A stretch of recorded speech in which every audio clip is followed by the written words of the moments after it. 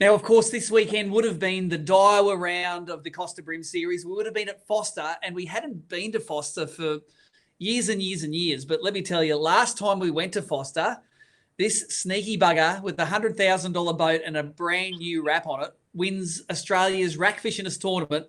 And, mate, you didn't even get one scratch on the boat, did you? That was just unheard of. What went on there? I know. I was. It wasn't that I was. Yeah, I was freaking out a bit actually going up there with a brand new wrap. It was pretty cool, but that boat.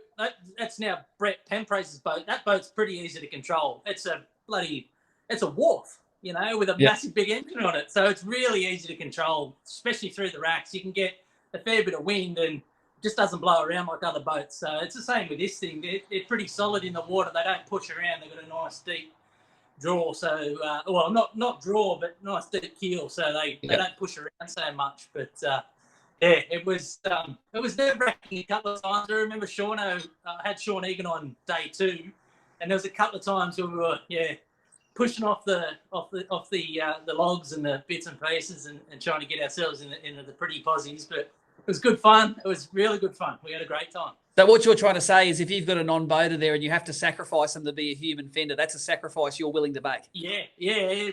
Get his rod out of the equation. Mate, can you grab that pole? Can you do this? Can you do that? Yeah.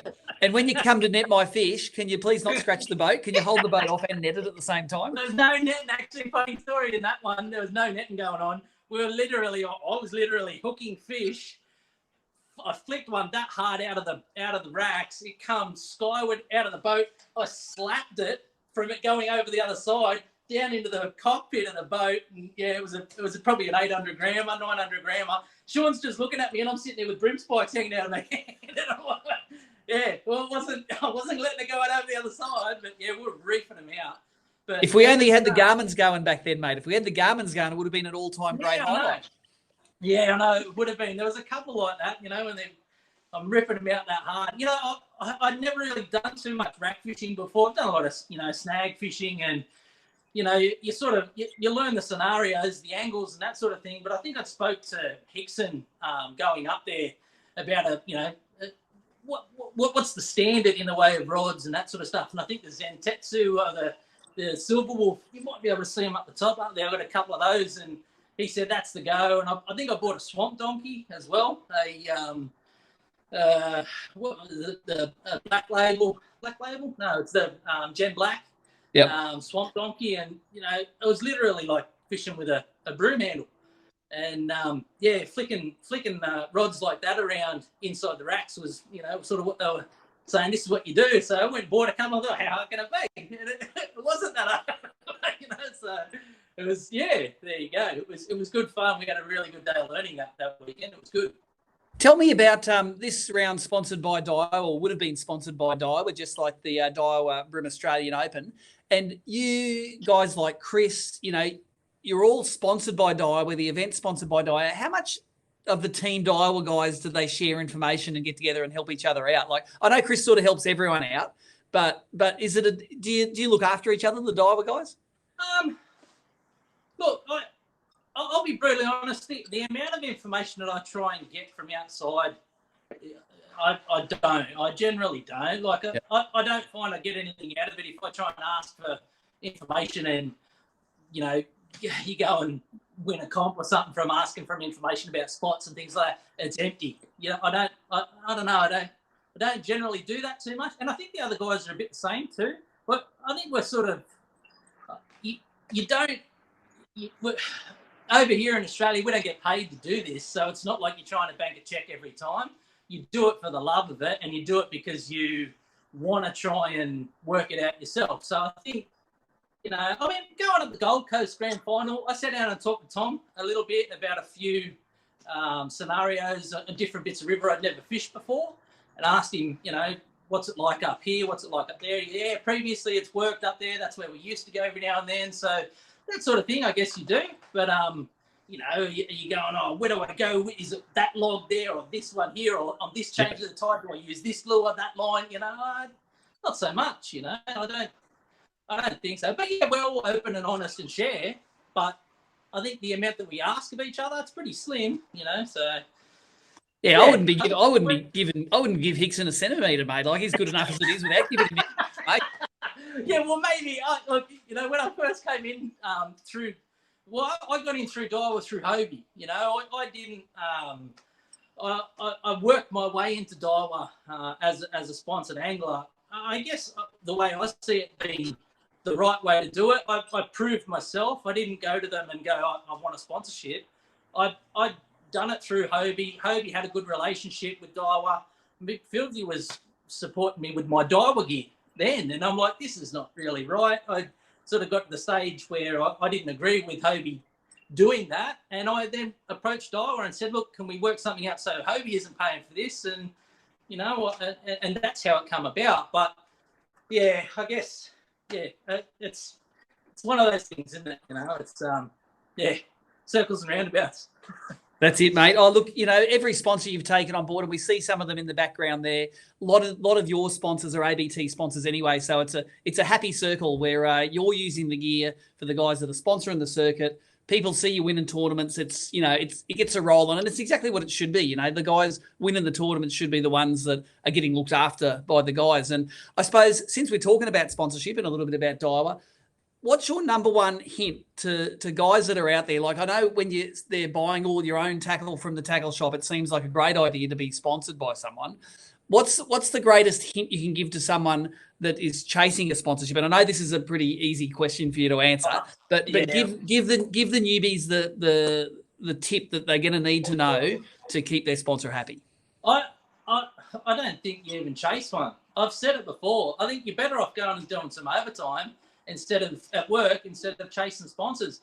It looks all good and rosy, and you got stuff all over the side of the boat like this, but there's been 10 to 12 years, 15 years of relationships to get to the stage where I get this kind of support, and that kind of support doesn't come lightly. There's a hell of a lot of work that goes into me supporting them, and I don't know that some of the time it over here that it balances. Sometimes, when you look from the outside in, it always looks great, but there's a lot of work that goes on with it, and sometimes I'd rather just say to someone, look, go and do some overtime so that you can get to the position where you've then got something for the sponsors to, want to latch onto. I mean, I've sort of thought about this a fair bit. But we're not like America, we're not signing $10,000 checks for a sponsorship deal over here. Like you have 15 sponsors, there's 150K that you can write off for the year. I don't know if that's how it works, but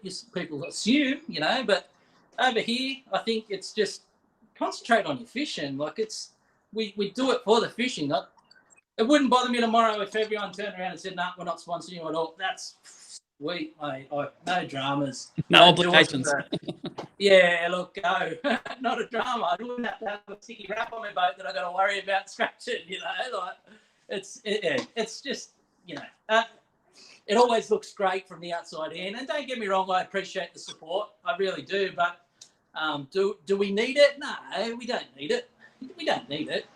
We'd be doing it regardless. So, yeah, the sponsors that I have are just sponsors that I know that if someone comes and asks me, should I use that, go and crap on about it and talk about what's not the truth. I just don't agree with that sort of thing. Anything that I've got that I use it because I've loved it, and like I said before, I've built the relationships because they're a good family to be with, So, mate, let's get back to Forster and that adventure one back there. It's this time of year, May is normally when all of the fish from the system come down to the front of the system, and a rack which might have had a few local fish in it, all of a sudden can be populated by schools of big blue nose bream that have come from the rivers and the lake and all those sort of areas.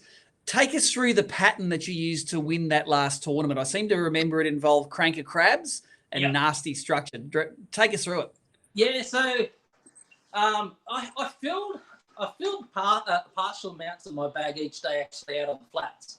Yeah. And they were decent fish. I remember Mark Healy did the same. He most of his day, I think, both days revolved around the flats. The heavier fish seemed to be out on those flats.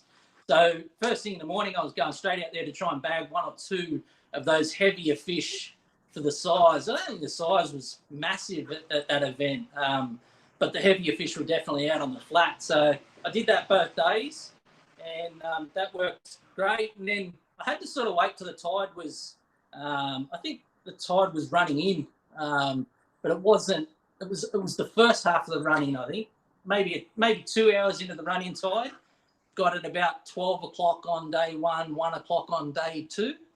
And just got to that stage where there was just a bit of water coming up over the top of the trays. Probably about maybe, I don't know, 3 inches over the top of the trays.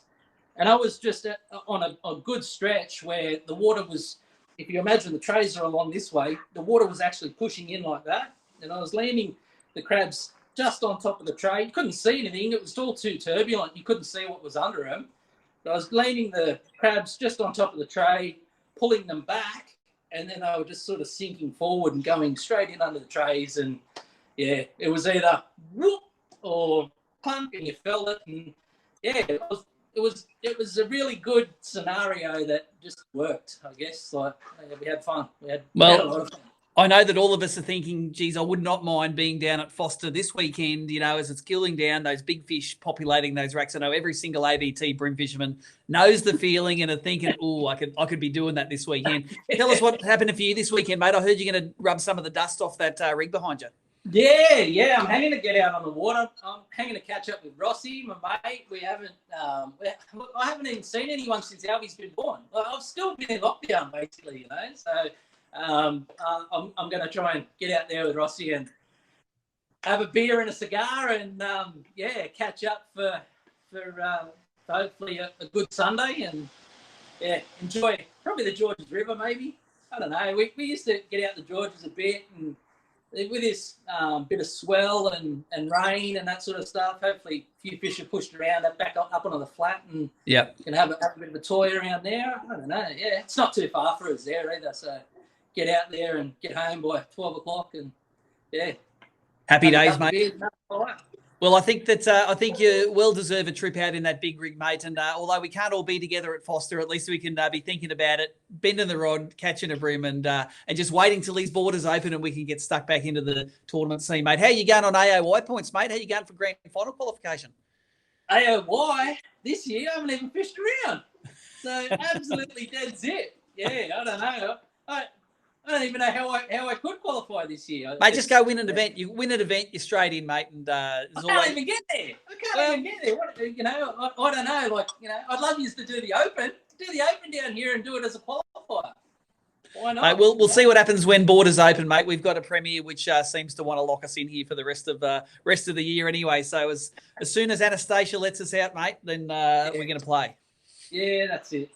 No, you know, I think it's been the perfect year for me to pick to have off. So it is what it is. I'll toy around with it. Got some new products coming from Daiwa that I'm pretty keen to have a play with that we can't really talk too much about. But I'm really looking forward to spending some time on the water with that stuff. So maybe next year I'll have it all keyed in and clued in and ready to go with it. But you know, wait and see. Well, that's all right, mate. We are ready and raring to go to teach Alfie how to put up the score and blocks because he's going to be a great helper for Danielle in the score tent there, mate. And, mate, thanks for joining us for Lockdown Live. Make sure that boat is nice and polished at the end of the night, mate. And me and all my little friends here, they're all saying good night to you, mate. These little fellas, they like you. I've got one up here. I've got my one up there. You wouldn't let me grab it and bring it up. You know, no, mate. Can't upstage the boss, mate. We'll catch you in the future. Eh? Thank you. Cheers, guys. Have a good night. G'day, everyone, and have a good weekend.